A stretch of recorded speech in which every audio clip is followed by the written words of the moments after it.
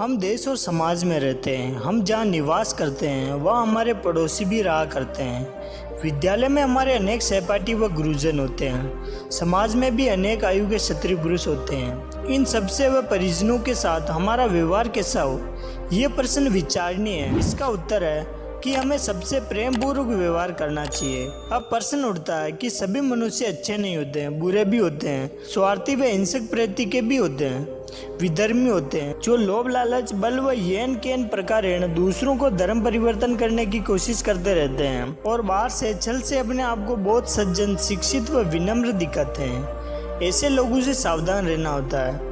दोस्तों, इसी के ऊपर आज मैं आपको गौतम बुद्ध की एक कहानी सुनाने जा रहा हूँ, जिससे आपको पता चलेगा कि लोगों के साथ हमें कैसा व्यवहार करना चाहिए। इस कहानी से इस सवाल का संतोषजनक जवाब मिलता है। एक बार की बात है, गौतम बुद्ध अपने शिष्यों को शिक्षा दे रहे थे। इसी दौरान हैरान परेशान वहाँ राजा अजातशत्रु आ पहुँचे। उन्होंने गौतम बुद्ध को प्रणाम किया और कहा, हे प्रभु, जब मैं आपका अनुयायी नहीं बना था तब मैं निर्दय था। सब मुझसे डरते थे, मेरी इज्जत करते थे, लेकिन मैं जब से आपका शिष्य बना हूँ तब से लोग मेरा शोषण करने लगे हैं। हर कोई मेरी शांति का गलत फायदा उठा रहे हैं। मैं ऐसा इंसान था जो किसी को मौत की सज़ा देने के लिए 2 बार नहीं सोचता था, मगर आपके शरण में आने के बाद मैं बदल गया हूँ। मुझे पहले की तरह गुस्सा नहीं आता है, पहले की तरह किसी को सज़ा देने का मेरा मन नहीं करता है, लेकिन मेरा दया, मेरा शांत स्वभाव मेरे लिए एक मुसीबत बन गया है।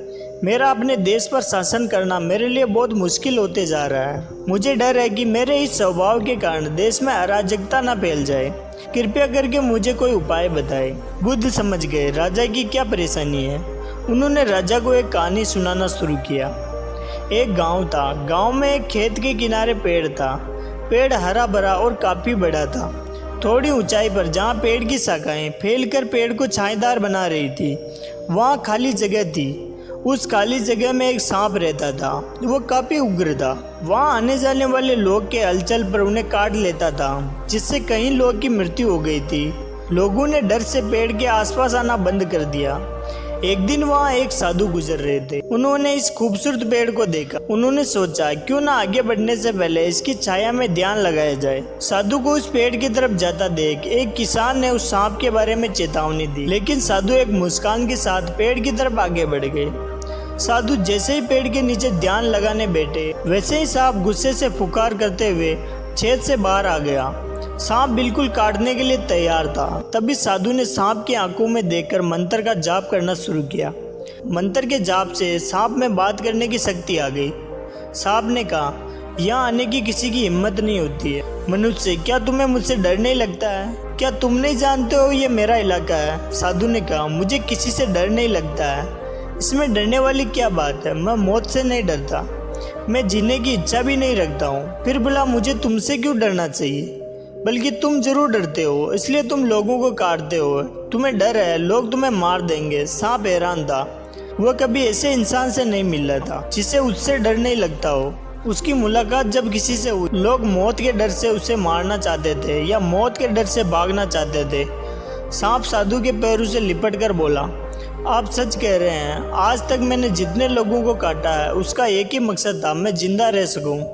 साधु ने करुणा भाव से कहा, तुम सच बोल रहे हो मेरे दोस्त, लेकिन ये मत भूलो, एक दिन जीवन खत्म हो जाएगा, जिसे एक दिन नष्ट ही हो जाना है। उसके लिए किसी की जान ले लेना उचित नहीं है। साधु की बातों का सांप के ऊपर बहुत प्रभाव पड़ा। उसने तय किया वो अब किसी को नहीं काटेगा। लेकिन जब सांप ने लोगों को काटना बंद कर दिया, तब इसका परिणाम उल्टा ही निकला। लोग उसके साथ खिलवाड़ करने लगे, उसे चोट पहुंचाने लगे, जिससे सांप अक्सर चोटिल व घायल हो जाता था। इस समय वो अपने जीवन के सबसे कष्टकारी और कठिन समय से गुजर रहा था। एक दिन दोबारा वह साधु उस गांव में आए और उस पेड़ के नीचे बैठने चले गए। वो उस सांप को देखकर हैरान रह गए। उन्होंने सांप से पूछा, तुम्हारी हालत इतनी दयनीय कैसी हो गई है? तब सांप ने जवाब दिया, मैं आपके बात से बहुत प्रभावित हुआ था। मैंने तय किया कि मैं किसी को नहीं काटूंगा। तब से लोगों ने मुझे चोट पहुंचाना शुरू कर दिया है। साधु ने सांप से कहा, तुम मेरी बातों का गलत मतलब समझ बैठे। मैंने तुम्हें काटने से मना किया है, लेकिन अपनी आत्मरक्षा के लिए फुंकार करने से मना नहीं किया है। ये कहानी राजा अजातशत्रु को सुनने के बाद बुद्ध ने राजा से पूछा, कहीं आपने भी तो मेरे उपदेश का गलत मतलब नहीं निकाल लिया है? आप क्रूर स्वभाव को त्याग करो, लेकिन अपने कर्तव्य को मत भूलो। आप बाहर से कठोर बनकर राजा का कर्तव्य पूरा करो, ताकि राज्य में सभी को आप अनुशासित रख सके, किसी को असुरक्षा महसूस ना हो। इसके लिए आप अंदर से साधु बने रहें। दोस्तों, में इस कहानी से ये सीख मिलती है कि आप अच्छे बनो, लेकिन किसी को अपनी अच्छाई का फायदा मत उठाने दो। दोस्तों, आपको ये कहानी कैसी लगी है प्लीज़ कमेंट करके ज़रूर बताइएगा और वीडियो को लाइक कर दीजिएगा। अगर आपने इस चैनल को सब्सक्राइब नहीं किया तो प्लीज़ सब्सक्राइब कर लीजिएगा। Thank you.